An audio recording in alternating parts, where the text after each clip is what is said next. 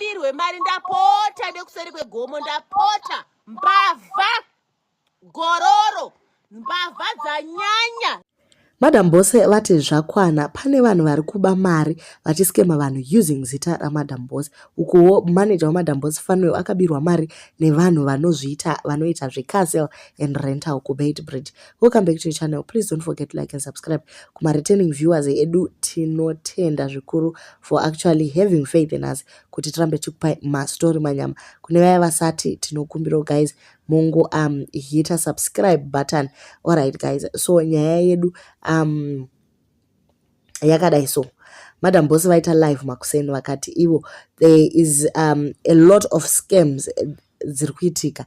Pana bossi vavo veshimillionaire vakaita maawards vaya vanonzi mendi vakabirwa mari yakawanda inokwana iyo kuita 55,000 through nhamba idzo dziri kunze ndedzaMadamBoss. Vakasenderwa message vakanzi mofela varwara, saka munhu achizviita taira akati mofela varwara ndokumbirawo mari yekuti nditumire, ende varwara vari kuLondon, nditumire mari ikoko kwavari.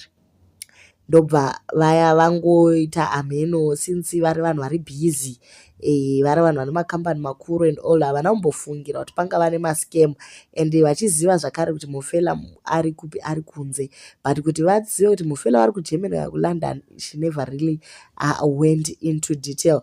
Ndobva vangokurumidza vakati maybe munhu wangu aita dambudziko. Ndobva vatumira 20,000 first, 30,000 I think, and then she sent the other amount later.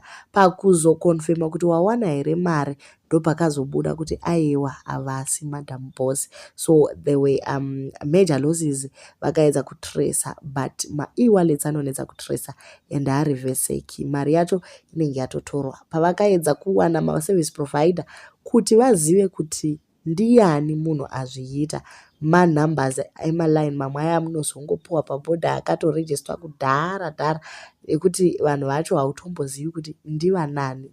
So they tried to call the person akaregister sim card, but the person was did not even know kuti chii chakaitika ne-ID yake yakaregistesa. Okay guys, so fanuel abirwawo zvakare $700. There was a website yanga yairipo that he followed achida kutenga kombi.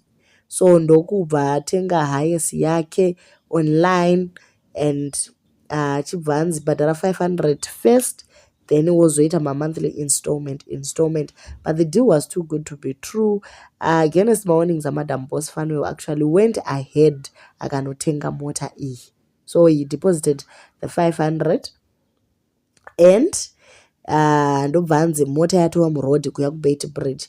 Then hours later there was a message that came through kuti amukoma mota yaputisa matayi since kuri kupisa, tokumbirawo 200 kuti tigone kuwana mavhiri ekureplace kuti tisvike. So he just thought kuti since I've lost already, since ndatoisa 500 and these people are being kind kundivigira mota yangu at no cost, why don't I just give them the 200 yemataya. And kwaipisawo zvechokwadi. Fanuel actually deposited the other $200 ichibva yakwanayo kuita 700, and the people disappeared, or actually they waited for the car kuti isvike ka, but mota haina kuzosvika. Nanhasi mota haina kusvika kuedza kutracer namba dziya apachina. So namba dziya dziripo actually vari kungoti mota iri kuuya havachanzwisisiki nyaya dzacho dzasangana. So iyoyo company iyo inonzi Robos what that company yakatomboti skemawo. I will attach chat apo muonewo kuti vakatomboti scam.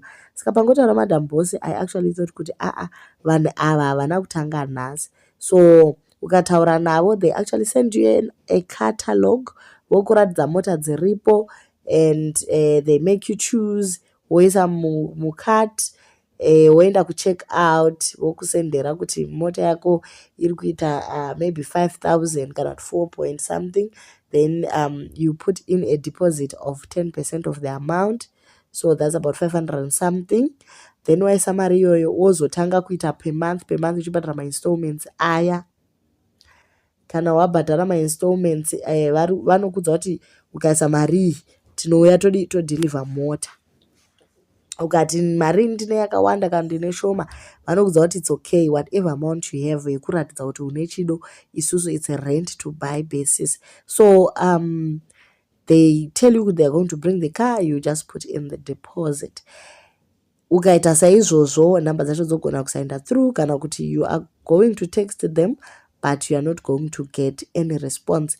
And vakaisa nhamba yavo padefault time yekuti inodilita in 7 days, so there is no trace. Vanenge vachikutambisa within those 7 days. After that there is no evidence yemachats, even your chats have disappeared. So they actually did that to us like 4 months back. And this time, after the live, I decided to text them vanhu ava. Ndavatekstera vataurawo same deal iroro, but inini ndazobvunza ndikati, can I come get the car myself? Vachibva vati unogona kuuya ubhadharira pano paofisi chichi. But the way yaanga achitaura nayo, you can actually see kuti hapana business rinozikamwa.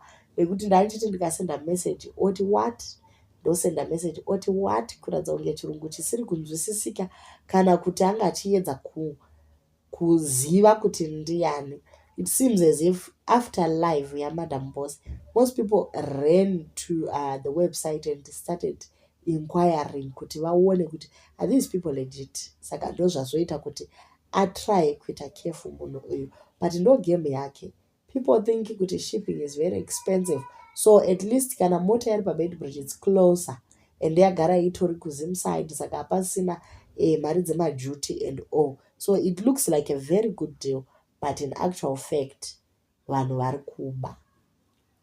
Zvinhu zvinorwadza guys kuti munhu washanda mari yako, pongoita munhu anongouya from nowhere kuzokubira kamari kako kaunenge washanda zvinorema zvakadaro, zvinorwadza zvisingaiti. So we just hope kuti mukoma fanuel vachaonana nevanhu ava vagopiwa mari dzavo, because chimwe chacho unogona kuona kuti it is actually a company that is there pabait, but pane vanhu vari kuishandisa vachishandisa nemapictures that company. Saka panofanira kuti pawanikwe investigation chaiyo yekuti kusvikwe kuBeitbridge.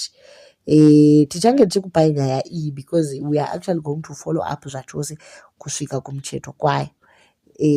We are going to send someone kuBeitbridge ikoko kuti anosangana nevanhu ava vecompany, since ndati inini I'm going to come and pick my car straight kwamuri. It's going to be a very dangerous mission, but I think it is worthwhile.